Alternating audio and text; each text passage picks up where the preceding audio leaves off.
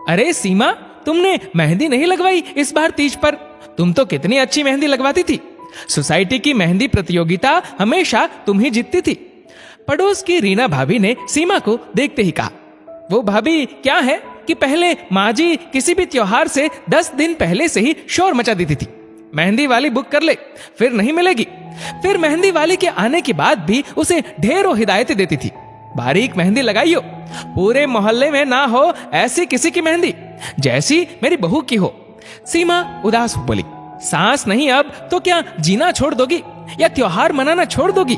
मुझे बोल देती, जब मेरी मेहंदी वाली आई थी तभी तुम्हें भी लगवा देती।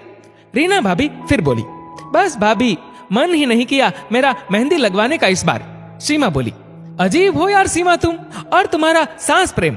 यहाँ तो सांस है तो मुसीबत लगती है, और तुम सांस के ना रहने से इतना दुखी हो।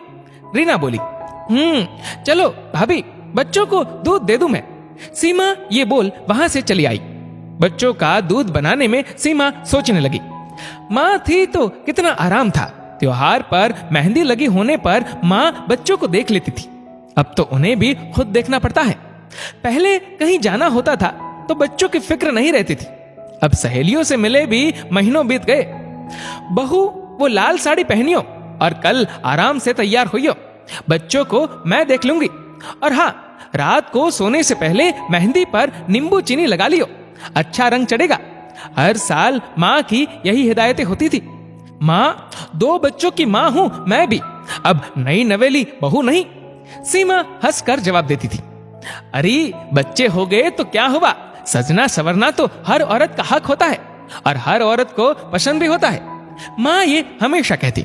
6 महीने पहले माँ को ऐसा बुखार आया कि माँ उठी नहीं दोबारा। हर कोशिश की उसने और पति राजन ने कि माँ ठीक हो जाए, पर होनी को कुछ और ही मंजूर था। पापा का साया तो राजन के सर से बचपन में ही छिन गया था।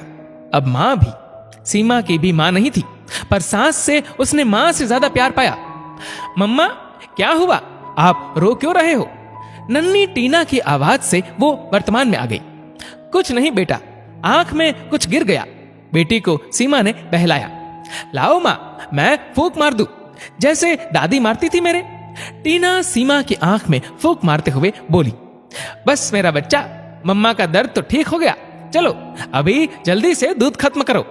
सीमा ने आंसू पोंछते हुए कहा, मम्मा, दादी भगवान जी के पास क्यों चली गई? वो थी तो मुझे कितनी अच्छी कहानियां सुनाती थी। टीना बोली। सीमा वहां से हट गई। माँ, आप नहीं हो तो ये घर, हम सब अधूरे हैं। देखो, आज आपकी बहू के हाथ सूने हैं बिन मेहंदी, अब लाल साड़ी पहनने का भी मन नहीं करता। आप थी तो सब अच्छा लगता था। ये सच है कि माँ के ना होने से मायका खत्म हो जाता है, पर मेरा मायका तो भाभी से सलामत है, लेकिन आपके न रहने से मेरा ससुराल जरूर खत्म हो गया। सीमा सास की तस्वीर के सामने फूट फूट के रो दी। दोस्तों, ये सच है जैसे माँ से मायका होता है, वैसे ही सास से ससुराल। मायका भाभी से जिंदा रह सकता है, पर सास के ना होने से ससुराल तो खत्म ही हो जाता है एक बहू के लिए। आपकी इस वीडियो के बारे में क्या राय है, नीचे कमेंट करके जरूर बताएगा। और अगर आपको वीडियो अच्छा लगा तो इस वीडियो को लाइक करेगा, शेयर करेगा ज्यादा से ज्यादा लोगों तक। और ऐसे ही और भी इंस्पिरेशनल वीडियोस के लिए सब्सक्राइब करें हमारे यूट्यूब चैनल को और फेसबुक पर फॉलो करें हमारे पेज को। धन्यवाद।